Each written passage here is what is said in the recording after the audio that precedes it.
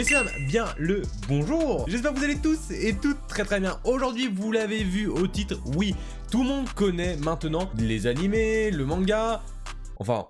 Sinon, vous avez rien à faire sur ma chaîne de base. Tout simplement, aujourd'hui, on va voir des comparaisons entre animé et manga. Je sais que beaucoup d'entre vous sont par exemple anime only. Ça veut dire que vous regardez que des animés et que vous lisez pas les scans, que vous lisez pas les mangas en parution française ou même des mangas de tous les jours. Et d'autres personnes, ils sont full manga et ils ont pas envie de voir l'animé parce que il peut y avoir des animés qui changent beaucoup par rapport au manga. J'ai sélectionné quelques licences comme One Piece, Demon Slayer et aussi un peu de Boruto. Ouais, c'est des trucs un peu dans l'air du temps.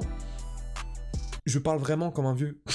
Comme d'habitude, si ce type de vidéo vous plaît, n'hésitez pas à me le dire en commentaire et manifester le petit pouce bleu, ça fait toujours plaisir. Et pourquoi pas l'abonnement, la cloche, tu connais maintenant. Et je pense qu'on perd pas plus de temps. On est parti. Ok, là du coup on commence avec One Piece et... Qu'est-ce que ça fait longtemps, Barbe Blanche. Dans l'anime, on voit du coup quand Akainu met une jolie petite golden punch là sur la tête de Barbe Blanche tout simplement. On voit très bien que dans l'anime, t'as sa moustache qui a été cassée en mode « Oh mon dieu, putain, je vais devoir repartir chez le barbershop !» Je suis pas sûr de celle-là. Et du coup, on voit tout simplement dans le manga, il a un bout du visage qui disparaît. On voit le sang carrément, il est déchiqueté. Et du coup, comme ça, Akainu a vachement des grosses oreilles. On voit directement, c'est surtout le principe du manga, ça va être toujours un peu plus trash que l'animé, qui est l'animé veut centrer sur toutes les personnes qui peuvent le voir, que ce soit petit, moyen, etc. quoi. Oh, Zef. Alors ça, par exemple, je ne l'avais jamais vu en manga. C'est vrai que moi j'avais maté que l'animé au début. De toute façon, dans tous les cas, au moment où la vidéo sera sortie, il y a une vidéo que j'ai sortie il y a 2-3 jours, parle de la vie, voilà, sur One Piece, donc n'hésitez pas aussi à aller la voir. Ça fait bizarre de voir ça directement, mais on voit totalement encore une fois que c'est tellement plus trash parce que dans l'animé, on voit Zef qui a eu la jambe carrément bloquée dans les barres de métal, la charpente, alors que là, à droite, bah... En fait, il s'est arraché la jambe. On voit très bien la différence. Mais après, l'image de droite du coup dans le manga, je crois c'est quand il décide de manger sa jambe ou de... Je sais plus ce qu'il y a le bail. Je sais plus c'est quoi le délire. Mais rien que de voir ça déjà, c'est... Ce qui se passe à droite, tu le verras jamais dans l'animé. Jamais. Belle-mère. Toujours dans nos cœurs, vous le savez très bien. On voit très bien du coup que quand elle est face à Arlong, dans tous les cas dans l'animé, dans les débuts, vous avez cette mise en scène où on sait ce qui va se passer. Mais tu vois, t'as un reflet de lumière sur le flingue, t'as pas forcément envie d'y croire petit à petit, alors que dans le manga, elle là, tu sais comment ça va se finir, tu sais comment ça va se passer. Vraiment dans l'animé, t'as vraiment ce côté en mode... Tu sais que c'est critique, mais t'as toujours un espoir, tu sais pas trop comment ça va se passer. Alors que dans le manga, c'est tellement plus détaillé, tu sais à la seconde près. Tu vois, que ce soit belle-mère, tu vois, elle va pas faire un pot-au-feu pour Nami. Bien sûr, Trafalgar Law, le doigt d'honneur. Celle-là, en plus, elle a été connue et tout ça. Bon, bien sûr, dans l'anime, bon, ça dépend maintenant dans des animes, mais la vulgarité comme ça, c'est pas souvent super bien apprécié. Vraiment, vu que maintenant, les animés, c'est aussi pour... tout public, mieux vaut garder ça pour les mangas, les doigts d'honneur, les certaines insultes, etc. que dans l'anime. Je me demande vraiment s'il l'aurait fait dans l'anime, je pense que ça aurait été un running gag de ouf. C'est sûr, 100%. Bartholoméo, qu'est-ce que je kiffais ce perso dans l'arc de Dressrosa, il était incroyable. Et là du coup on voit très bien la petite pression qu'il veut mettre du coup dans l'anime, il tire la langue directement de quelqu'un, alors qu'à droite, vous le voyez la pointe qui dépasse ou pas? Il a planté directement son couteau. Et on voit très bien la crainte, la frayeur, la peur de mourir dans le visage de son ennemi tout simplement en manga. Alors dans l'anime tu vois il lui tire la langue. Mais là c'est vrai que pour le coup c'était en mode je te tiens, tu me tiens par le bout de la langue. Attendez, le premier coéquipier montré dans l'anime ça a été Nami? Ah ouais? Pour moi c'était Zoro. Parce que moi j'avais lu au début les... Tout à l'heure je vous ai dit que j'avais regardé l'anime et tout ça, mais j'avais en fait les 3 premiers tomes de One Piece et je les avais lus et tout ça. Mais c'est vrai de souvenir, moi j'avais Zoro. Attendez, mais je suis choqué. Mais vraiment? Dites-moi si c'est sûr. Mais j'ai un doute. Aïe. Mais il s'est dit comme quoi dans l'anime Luffy ne s'était pas... Enfin, c'est pas montré quand il se poignarde à la joue, mais j'aurais juré que oui. Mais attendez, mais ça veut dire que j'aurais confondu des trucs là? Parce que dans le manga du coup on voit bien d'où sa cicatrice quand il veut faire le malin, quand il veut faire le bonhomme pour dire normalement si je dis pas de bêtises, à chance, regarde, je suis un vrai pirate, je suis un bonhomme et tout. Il le montre pas dans l'anime. Ça veut dire que ça doit être une scène coupée? Mais attendez, mais ça veut dire que toute ma vie n'était que mensonge? J'aurais mélangé les deux? Vraiment? Bon, cette fois-ci, du coup, on passe tout simplement à la licence de Demon Slayer. Est-ce qu'on va voir des persos qui vont peut-être perdre du charisme? Je sais pas, genre Tomioka, Regu, pourquoi pas Tengen? Franchement, j'attends de voir parce qu'on va le rappeler, hein, l'anime Futable a fait un boulot monstre pour rendre l'anime juste, mais splendide aux yeux, c'est du caviar visuel. Ok, là du coup on voit très bien déjà quand ils expliquent la différence entre l'animé visuellement est juste une claque ahurissante, alors que dans le manga c'est très différent. Déjà on peut voir la tête de Rengoku, c'est un ballon. C'est un ballon. Du coup là on peut voir aussi que du coup dans l'animé Rengoku avait utilisé le 9e mouvement pour battre Akaza, alors que dans le manga pas du tout.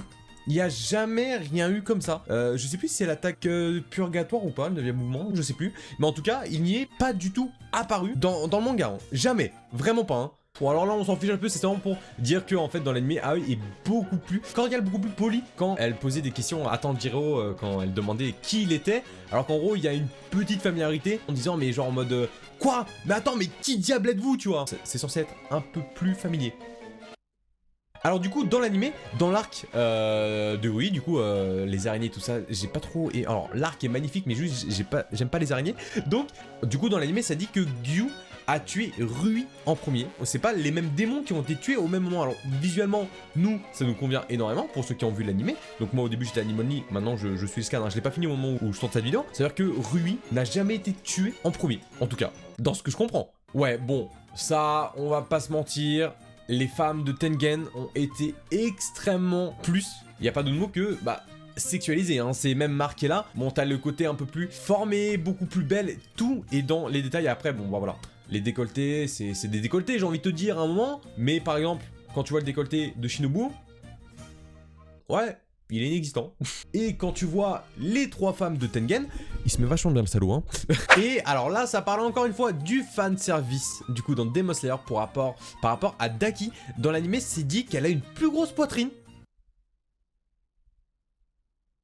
Ça gêne quelqu'un? Bon, cette fois-ci, on part sur du Boruto, messieurs, mais cette fois-ci, ce sera pas des scènes spécialement dans le de manga d'animé, mais plutôt du caractère du personnage, ça veut dire à quoi il ressemble dans le manga comme dans l'animé. En sachant que moi, j'ai lâché l'animé genre dans l'épisode 120, 130, je crois, si j'ai pas de bêtises, et bien sûr, je suis à jour dans les scans, donc je vais voir la différence, et ça va me faire tout drôle de la voir, parce que quand tu lis, t'as pas forcément l'habitude de dire « Ah putain, l'animé, c'est pas ça, et tout ça », et ainsi de suite, quoi. Et attention, je répète, si vous êtes pas à jour, peut-être que ça va vous spoiler, je ne sais pas ce qu'il y a dedans, mais au cas où. Ok, donc on a une différence. Alors, Naruto, là, il est extrêmement différent dans sa deuxième phase, quand il a été dessiné par Ikemoto, et dans sa phase en mode Jubi. Mais ça se voit quand même qu'il y a une différence entre Kishimoto et Ikemoto. Ils ont vraiment leur style à eux. Kishimoto dans le cœur, quoi. J'ai envie de te dire, à un moment, quand tu vois la première et la troisième de Naruto qui est extrêmement stylée, t'as vraiment l'impression de voir Shippuden, mais évoluer, du coup, dans Boruto. Alors que Ikemoto, t'as plus l'impression que c'est un autre style, genre un peu un nouvel opus de Naruto, tu vois. Oh, le sacrifice de Naruto est 1 million fois mieux, plus stylé dans le manga. Le design est extrêmement badass de ouf, comme Kurama, qui est incroyable. Je le trouve splendide de ouf. Après, vous allez dire que l'animé, oui, mais t'as plusieurs passages, ils ont peut-être mis pause au pire moment. Non, pas forcément, mais je le trouve beaucoup plus propre au niveau du manga. Tu vois, t'as plus cette sensation en mode, il va casser des fions, mais réellement. Alors, moi, j'avais pas encore vu Code en animé. Il est stylé, mais en manga, il impose tellement, en fait... Il est badass et t'as ce côté en mode posé et il sait ce qu'il fait. Tu vois, il est très réfléchi. Alors que là, comment je le vois en tout cas dans l'animé, que je n'avais pas encore vu parce que du coup je me suis arrêté bien avant en animé, il fait plus ennemi passe-partout. Je sais pas si vous voyez ce que je veux dire, mais je lui donnerais genre un 5 sur 10 par rapport à là. Je lui mets 9,5 sur 10 pour pas lui mettre 10. Mais voilà, c'est incroyable. Bon là, on a encore une différence entre Kishimoto et Ikemoto qui a dessiné Sasuke. Ikemoto du coup c'était vraiment dans les débuts. Et du coup pour ceux qui savent, hein, Kishimoto a repris les dessins de Boruto il y a quelques moments maintenant. Ça a rien à voir. Encore une fois, c'est pas les mêmes personnages. Et mon dieu que je suis heureux que Kishimoto ait repris le dessin. Alors là, il n'y a rien à voir. Ikemoto, qu'est-ce que t'as fait, Himawari? Elle est obèse et on dirait elle a une calvitie. Oh mon dieu, la Himawari de Kishimoto, elle est incroyable. La Sumire de Kishimoto, elle est incroyable. Mais je vous jure, la Sumire et Himawari de Kishimoto, il rajoute 2-3 kilos. Des fois, ça peut arriver. Et on va finir avec tout simplement Naruto en mode Byron et le Kurama où on dit au revoir.